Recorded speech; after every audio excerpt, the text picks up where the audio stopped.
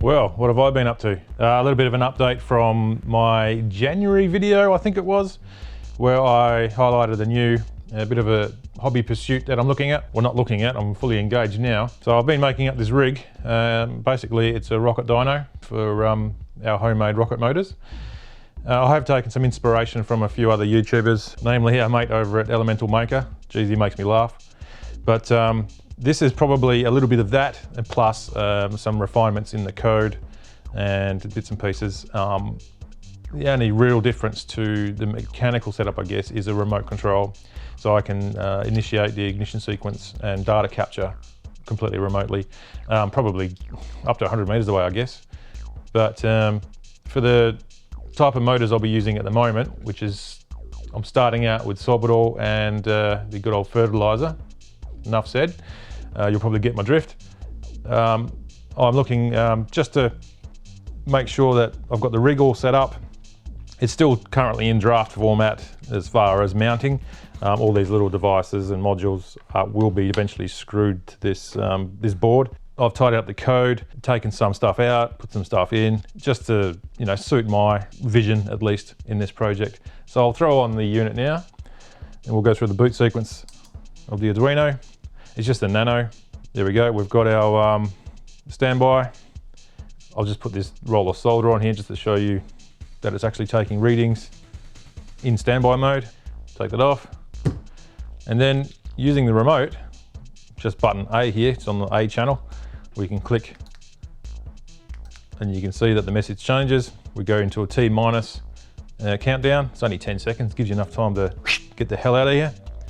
And then starts the firing sequence, and as it does that, it also does the capture, the data capture.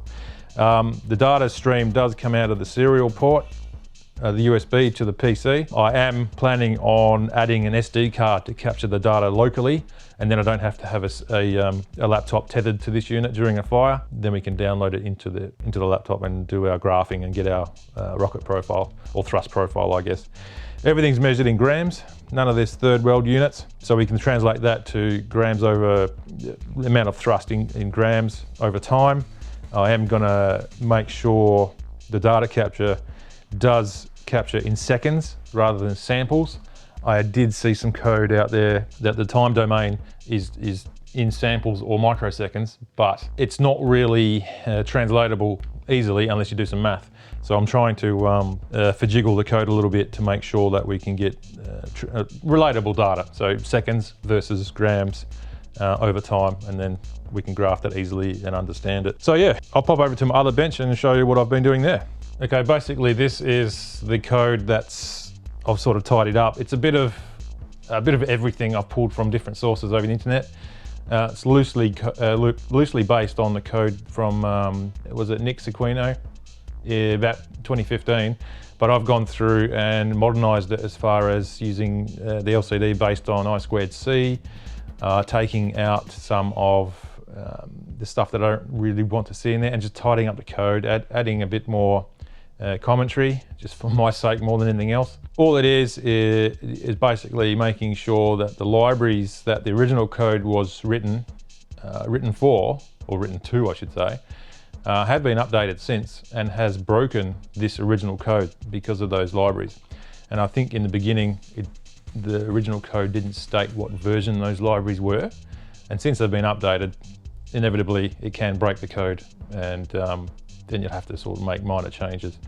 But that said, this is what's currently flashed into the unit, and the unit's just sitting right next door. So what I'll do is I'll start the serial monitor. Give us a few seconds. We'll restart the task. If anyone uses VS Code, you must appreciate for writing code, especially for the Arduino, instead of using the Arduino IDE. I love it. I started out in Arduino IDE 10 years ago. I have to be 10 years ago, maybe a little bit short of 10 years. And now that I've gone to Platform IO, which is the module that runs inside VS Code, I can't speak highly enough of it. It just makes life so much easier. Okay, so as explained before, we've got our little remote that's not going to focus for me. That's fine. I'll be in shot when I press the button and we can see what happens on the serial monitor. And we should get a data stream. And while it's happening, I'll go and push on the load cell platform and we'll go from there. So here we are, initiated. So after the 10-second timer is counted down, 2, 1, 0, data stream. There you go. You can see the stream coming through. I'm pushing on the panel, on the platform, simulating something on it over time. There we are. 800 samples is captured, and then we can take that data, throw it into an Excel spreadsheet, and graph it. But the problem is, the way the code's written at the moment, it's showing each sample. So 800 samples, which is basically no good, because to someone reading the chart, they'll think that's 800 samples. Was it 800 seconds, 800 minutes, 800 days? It doesn't matter. The context isn't set, so I'm going to rewrite the code. So the samples on the left side of the delimiter, which is the comma in this case, for the purposes of bringing it into the spreadsheet, we need to convert that to seconds. So then the graph is completely relatable. We've got grams force over X amount of seconds, and we can get that, well, hopefully we can get a nice characterized profile for the performance of the rocket. And that way we can change the chemistry of the rockets, and then we can measure fairly accurately, maybe doing 3 samples and get an average over that and see how we are tracking as far as chemistry and rocket performance. So it's something I'm quite interested in. And yeah, we'll go from there. Anyway, head over to the other bench and we'll have a look at that. Well, welcome to my kitchen. This is where I've been experimenting making the grains. Now, at the moment, the grains are KNO3 and suborbital. Basically, actually I should rename that to suborbital, because that's about all I can achieve with this. Anyhow, the process of making grains this is my first attempt, basically, so go easy. So the dimensions of my initial tests are basically loosely attributed to the standard dunny roll, because the standard dunny roll, I'll just go grab one from the background over here, conveniently has a good set of dimensions. Now those dimensions would be, we're looking at 100 mil, and I've got these aluminium tubes, and it's sort of like a ribbed extrusion. And I'm using this as a basic size to start with, at least. And these grains get cast inside. And the purpose of the cardboard tube is just to prevent sticking and whatnot while making the grains. So once they're cast, they should slide back in. Well, this one slides rather tight, but they do slide in. And it makes it quite convenient to set up grains for testing. However, the only thing I haven't ventured into at the moment is turning those grains into a rocket motor as such. So this would be technically the mechanics of putting a rocket motor together. So we'd put a grain in. I'm going to use this as a simulated grain. I think that's the one.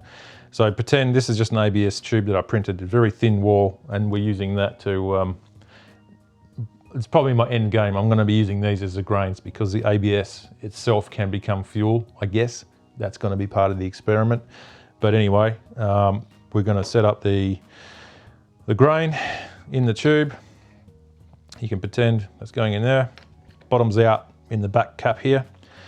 This is just a mock-up nozzle that I've just 3D printed also. I may use this as part of a testing experiment and see how they perform. I know they're going to fail, but you know, shits and giggles, we can see what that does. And that is designed to sit square in the end of the rocket motor body, and then this cap sits on top. And I'm thinking that's forming a good part of the body. The only thing left to do now is make sure we can fix these 2 caps to the rocket body, or strap them together with, I don't know, 3 equally spaced straps screwed into the end and the front cap, just so they don't fly apart under pressure. I am considering setting a O-ring or a sort of a carbon-based graphite gasket either end, just to help seal off, but I'm trying to keep it simple as possible for the time being.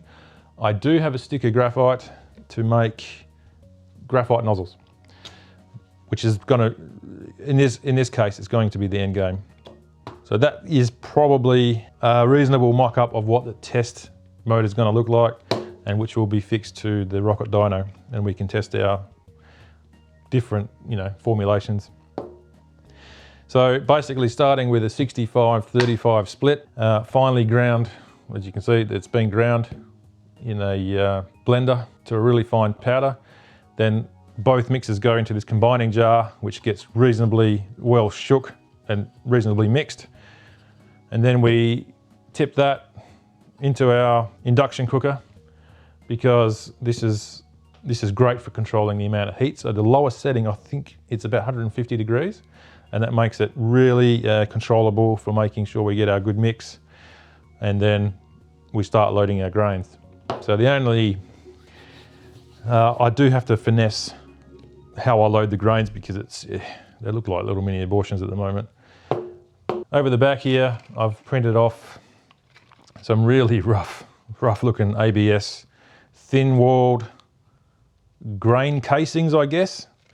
Like I said before, the grain casings may help and become part of the combustion process as the grain burns out from the middle, because they do all have holes in them, but they probably won't contribute too much. But as the grain does sort of regress as it's burning to the outside wall, there won't be much oxidizer left at that point anyway. So these will just probably melt into a mush and end up being discarded. But they are designed at the moment to fit in the same rocket body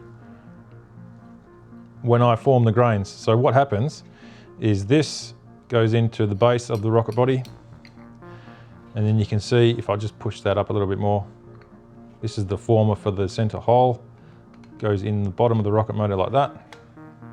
And it falls short about 20 millimeters, I guess. So that will form this end will be the bottom of the grain, and the nozzle end will be that end. And then once we put it in, once it's all cooled down and formed, we take the end cap off, we slide the whole thing out. And you can imagine, once the grain's been set, this is going to be looking like that. And we can sort of twist and pull this out with any luck. And then we're left with a grain, the hole up the center, pretty much 4/5 of the depth of the grain motor, the rocket motor. And then that's a usable grain. That's the theory behind it. Whether it happens in practice or not, we'll find out. So that's what I'm up to at the moment. I have a couple of refinements to do on the dyno itself. I am honing my process as far as making grains. They will look more tidy than this when I'm finished. And then, fun times. I'm not sure if I'm going to upset my neighbours or not. I'll just throw in a clip now of testing a small bit of the rocket propellant, and you get an idea of what I'm looking at so far with just the basic ingredients before I start expanding.